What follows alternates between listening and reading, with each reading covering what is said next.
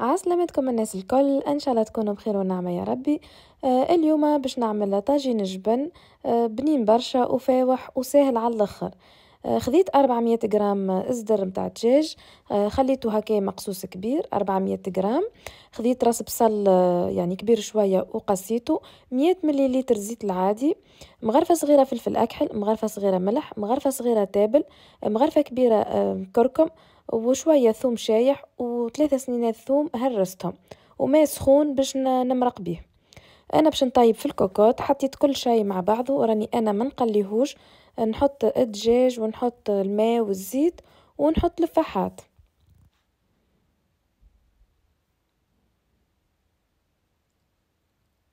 لهنا حطيت الماء ونحط الزيت ونحط الفحات. زدت حطيت هكا ماء، بالنسبه لي انا ما حطيتش برشا على خاطر الكوكوط راهي ما تشربش الماء. حطيت الزيت كما شفتوا، وتوا نحط الفحات. بالنسبة للثوم الشايح اللي ما عندوش مش لازم، راهو ليسونسيال تحطوا الثوم، الثوم العادي باش يبان الدجاج ويجي فاوح برشا ويجي بنين.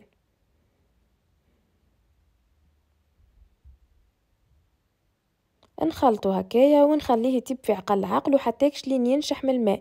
يلزمو ينشح، ما يقعد فيه حتى قطرة ماء، يعني تولي الصوص متاع الطاجين عاقده بالكدا. وبالنسبه للدجاج انا نحب كي نفتفتو، نتوما تنجموا راهو تقصوه صغير وتحطوه يطيب. لهنا عندي الصوص طابت وبردت، توا باش نفتفت الدجاج. كما شفتوا الصوص هايكا خاثرة على الاخر عاقدة، ناشفة من الماء جملة، يعني بقات جوست الزيت وهكا البصل مذبل والدجاج. ردوا بالكم تخلوا الماء، كان تخلوا الماء الطاجين متاعكم يجيكم مميز. كما شفتوا هكا فتفتوا، تنجموا ترحيوها راهو بالرحاية. انا لا، انا راني نحب هكايا يعني نفتفتوا بيدايا. لهنا بعد ما فتفتوا، توا باش نحط بطاطا مقلية. خذيت كعبة بطاطا قصيتها مكعبات وقليتها. هذه البطاطا كما شفتوا كعبة بطاطا كبيرة شوية، قصيتها مكعبات وقليتها. انا راني الطاجين نحبه بالبطاطا، اللي ما يحبش يعمل بطاطا يزود في الجبن. كي يبدا بالجبن اكاهو من غير بطاطا نحسه يجي اقوى.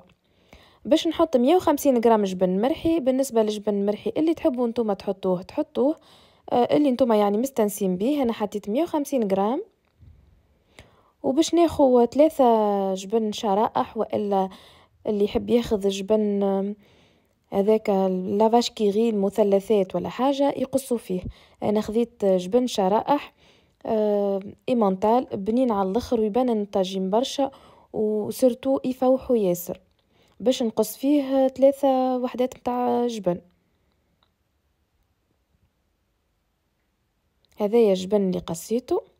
كما شفتوا ريتو الطاجين كيفاش ناشف هكايا، ما فيهوش حتى قطره ماء، ما فماش يعني صوص ميصه وكل ناشف، باش يجيكم باهي وشاد روحه ويجيكم مجبن، ما يجيكمش موه.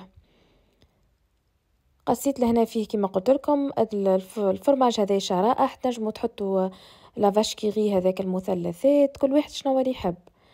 وتوا باش نحط العظم. بالنسبة للعظم حطيت 10 كعبات عظم من الأول، حسيتهم شوية زدت كعبتين، خاطر حملت أنا الفاخس عملته بالزايد شوية. لهنا حطيت 10 كعبات عظم، وباش نزيد نعمل كعبتين. بالنسبة للطاجين راهو ما يتركضش، إذا كان تركضوه راهو باش يعمل كوش بيضلوطة ويجيكم فيه ريحة العظم. وبالنسبة للعظم راني عملت فيه 10 قارص باش نعقموه وما يبداش فيه ريحة متاع عظم. كما شفتوا راني الطاجين نخلطو تخليط، راني ما نركضوش.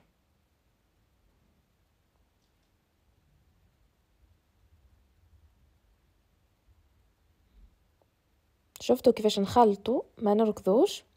لهنا حسيتو اللي هو مازال هكايا، حسيتو معاقد، باش نزيدو كعبتين اعظم.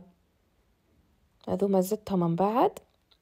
الكل في الكل عملت 12 كعب عظم، على خاطر البلاطو متاعي راهو كبير شويه، راه ماهوش شكل بلاطو صغير. ونصبوا في البلاطو متاع الفور. لهنا حطيت الفور يسخن على 200 درجة باش نحطو يطيب حكاية 20 دقيقة من لوطة، ومن بعد نشعل الفور الفوق لوطة، وكل واحد حسب الفور متاعو. ولهنا عنا الطاجين طاب، ما نقصوه الا ما يبرد. انا راني نقص الطاجين الا ما يبرد، اذا كان تقصوه وهو سخون راهو باش يتفترش لكم، اما كي يبرد راهو يجبن ويشد روحه بالكدا ويجيكم مزيان.